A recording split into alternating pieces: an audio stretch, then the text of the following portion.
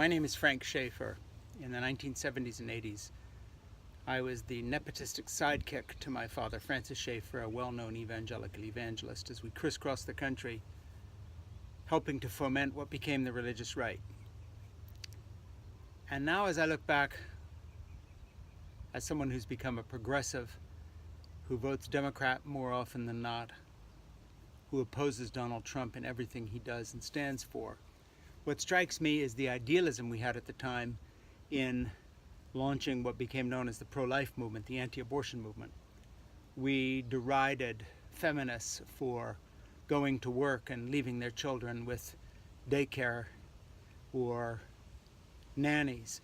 We talked about the evils and wickedness of abortion and how divorce was wrong and gays were wrong because it wasn't the two-parent family described in the Bible. Fast forward 35 years or so, I've been long since out of the movement, but I'm stunned by what is happening now with Donald Trump and his white evangelical supporters. These are folks whose only claim to fame is following Jesus and his sayings about doing unto others, etc. They say they believe the Bible with verses about welcoming the stranger and so forth.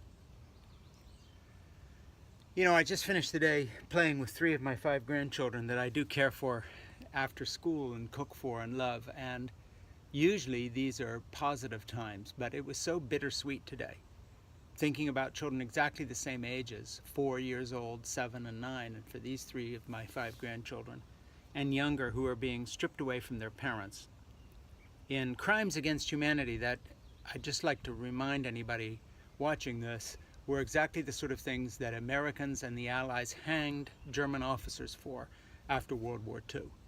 This kind of family breakup policy based on racism. And it is racism. It has nothing to do with our borders, security, or even defending our so-called Western or Christian culture. Let's just remember something. These folks from Central America are Pentecostal Christians, even more fervent most of the time than their American white evangelical counterparts, or they are conservative Roman Catholics.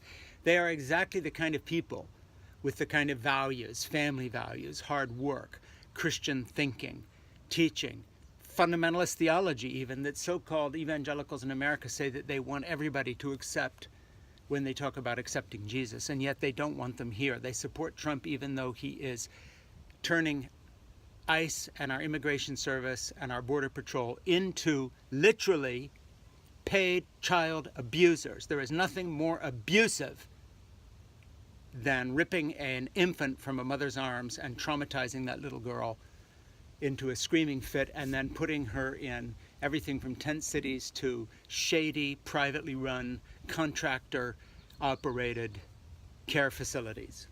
This is so far from anything that, as a human being, I can countenance or tolerate. I just have this to say.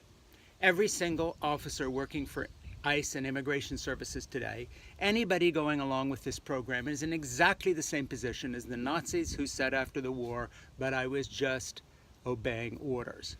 There will come a day when Trump, if he lives long enough, this old bloated idiot, will stand trial for these crimes, hopefully in the court of international law in The Hague for crimes against humanity. If that day doesn't come, we still need a denazification program in this country. What does it say about us that there hasn't been a massive walk-off strike, thousands of ICE agents and cops and others who have to do this dirty work, that they haven't quit? What does that say about us?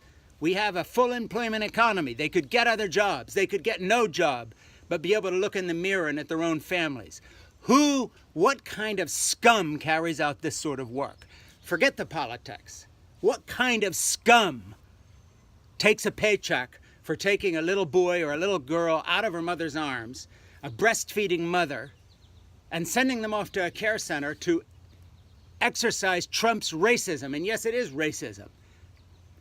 If these folks had somehow run afoul of the law, say with an IRS audit of his billionaire friends, the first thing the IRS would do is not come in and take their children away. Most of these are people asking for political asylum. that by any standard of international law and decency, people have a right to ask for.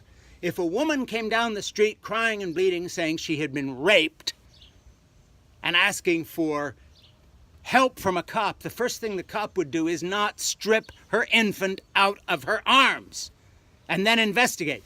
So these people asking for political asylum might be denied. But why are their children being ripped from them for any reason except intimidation? And I say again, it is pure racism. It is the racism of the evangelical white voter that still is going along with this. You folks always were racist. You were the people in the South who started white schools to avoid integration. You were the people who, a generation before that, offered preachers to bless lynch mobs. You were the people who lied for 8 years about Barack Obama saying he hadn't even been born in the United States, and you know it's bullshit. And so now we have come to this. We have agents who aren't quitting because they have no moral fiber. We have people taking care of children and setting up tent cities who, if they had any inkling of principle, would walk away. What does it say about our country that there are thousands of Border Patrol agents who haven't just stood up and quit? What would it say about our country if people like my son, who was a Marine, had been ordered to massacre children all over Iraq as a punishment to the Iraqis, and had agreed to do it? When my son was in boot camp, they told him to disobey unlawful orders. Where is the backbone of the ICE agents who are quitting? Where is the backbone of the rest of the Trump cabinet who should have quit? You are scum, Donald Trump, and the people who are supporting you now are scum, down to the last Trump voter, down to the last evangelical supporter. You are scum. And you are scum for two reasons. Your hypocrisy is massive. You are the family values people. You stand and you parade around on issues like abortion, and yet you won't stand up for these kids.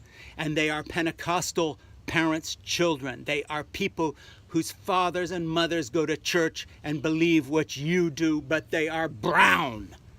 And so you don't give a damn about saving Western culture. These folks would save it.